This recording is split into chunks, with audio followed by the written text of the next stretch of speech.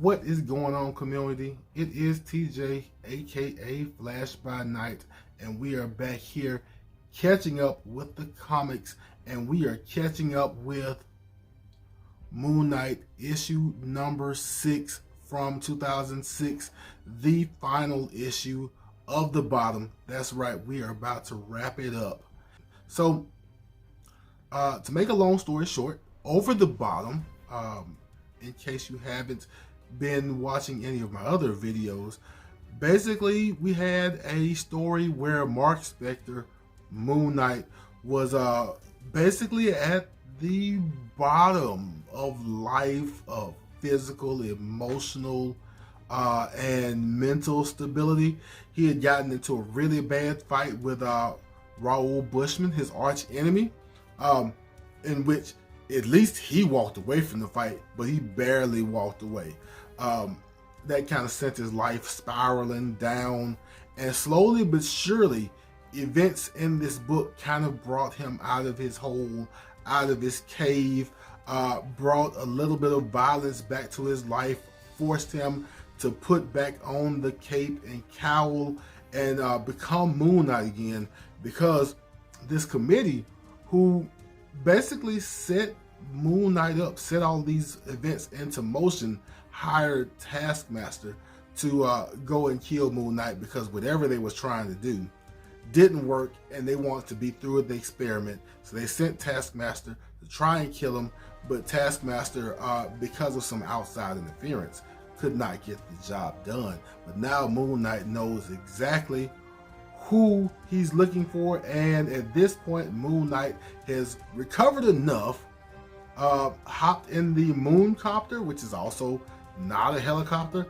and he has crashed the moon copter into the building of this committee, probably killing most of them in the crash, and meeting up with Taskmaster for part 2. But part 2 doesn't go like we think it's going to go. So we open up with Moon Knight already having taken a couple of shots, a couple of arrows.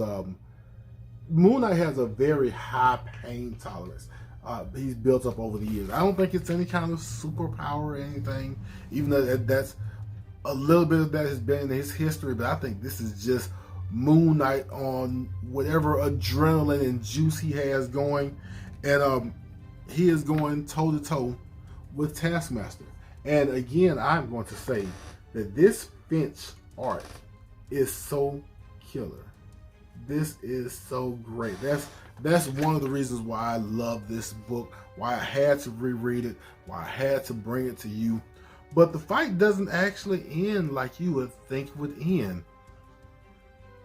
Basically, Moon Knight takes all of this damage, and I want to say Taskmaster is also hurt because of the moon copter incident, but Moon Knight basically just freaks Taskmaster out to the point where he's like, just leave, just go, don't kill me, just go about your way. And Moon Knight basically grabs his file where his identity is kept, because the committee knows who he is, because the committee is just a bunch of sons of this old committee who knew who Moon Knight was. And that's kind of where the action leaves off. He's probably killed most, if not all, of this committee in this moon copter crash, which was pretty crazy. And he is beaten, at least mentally, beaten Taskmaster to where Taskmaster doesn't want any more of Moon Knight. So he leaves, and we also get a decent picture of, let's see if I can find it, where Moon Knight basically leaves, and let's see. Okay, the picture I'm looking for isn't in this issue, but it's basically a picture of the moon copter still sticking out of the building. But it was crazy. But what really is the sticking point of the book is the aftermath, because most of the book is the aftermath of this confrontation, where Moon Knight meets back up with his old friend Frenchie, kind of settles things a little bit. They had been estranged for a long time, and then when they met back up, it wasn't under the greatest of circumstances, and so they kind of settle things a little. He and Marlene kind of see eye to eye. They're in a decent place, but she doesn't want to be his girlfriend because Moon Knight is doing Moon Knight stuff, and she doesn't want to be part of that life anymore. She's put herself in danger a few times in this life, and she wants out of that. But the real meaty conversation comes between Moon Knight and Khonshu, where Moon Knight is basically confronted by what looks like Bushman without a face, but that is really Khonshu talking to Moon Knight, and Moon Knight telling Khonshu that he wants to be Moon Knight, but he wants to be a hero. He doesn't want to be this avatar of vengeance. He doesn't want to do the bidding of Khonshu anymore. And Khonshu is still on his manipulation. Khonshu is telling Moon Knight that it was him all along.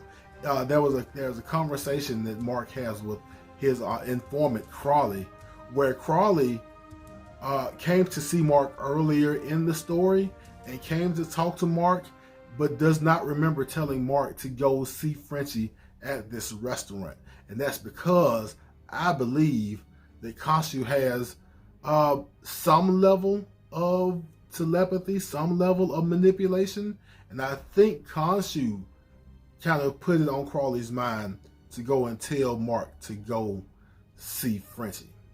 Khonshu also tells Mark that even though it looks like the committee set all of these things into place to drag Mark out of the shadows and to get Mark to be Moon Knight again, Khonshu says that the committee couldn't do that. The committee doesn't have the wits. They're not capable of manipulating my avatar. That's what I do. And so he and Mark have a back and forth where Mark tells him he's the scum of the earth, or I guess scum of the heavens, or whatever he might be. And Mark even goes as far as taking a hammer and beating on the Khonshu statue like it's going to really do something. And I know that page is here. There he goes. He's like beating the face off the Khonshu statue. And Khonshu is like, what do you think you're doing? It's a statue. You've put it up before. You've hid it before. I'm not going away. You're trying to convince yourself I'm not real. I am real. And even the last part of the conversation where Mark's like, I don't want to be like you. Khonshu tells Mark, it actually shows Mark the definition of avatar. And in this definition, it says that the avatar is the God incarnate. So Khonshu tells Mark that no, you are not like me. You are me. And that conversation between he and Mark is great. And that's kind of how the book closes, except it teases the villain for the next arc, which I have on digital. So I may go through that also here, but it'll be in a different format. But that is the end of the bottom Moon Knight 1 through 6 from Reggie Houston. Or is it Charlie? I think it's Charlie Houston. I butchered that the first time I did this. I think it's Charlie Houston and David Finch. This is the run that got me into Moon Knight. This was my first run reading, and I'm just doing some rereading, and I decided to share with you guys. I hope you enjoyed it. I hope you saw something you liked. If you did see something you liked, go ahead, hit that like button. And if you want to keep up with me, catching up with comics like this, go ahead, hit the subscribe button, hit the notification bell. Of course, leave comments. I want to know if you have read or encountered Moon Knight. What do you think about him? If you are a Moon Knight fan like I am, and maybe like I want to be, because I really want to get further into this character, if you know about him and know anything I should know, lay it on me. But the comments are always open. I always enjoy communicating with back and forth with the community members, with the people on YouTube. So comments are open. Leave comments if you want to.